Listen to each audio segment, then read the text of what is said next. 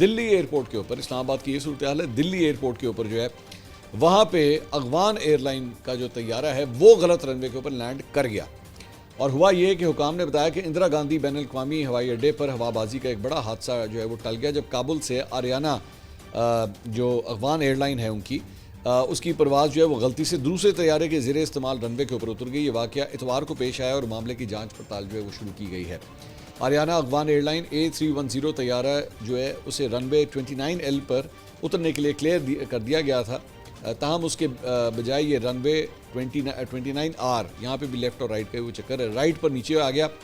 اور ایک سینئر اہلکار نے بتایا کہ طیارے نے رن وے سے تقریباً 4 ناٹیکل میل پر انسٹرومنٹ لینڈنگ سسٹم کا سگنل کھو دیا۔ نتیجے کے طور پہ طیارہ تھوڑا سا دائیں طرف مڑا اور 29R پر بصری طور پر اترا۔ PIC نے مزید کہا کہ ILS system final approach fix کے بعد جو ہے وہ خراب ہو گئے، جو کسی آلے کی لینڈنگ کے دوران حتمی اپروچ سیگمنٹ کے آغاز کی نشاندہی کرتا ہے۔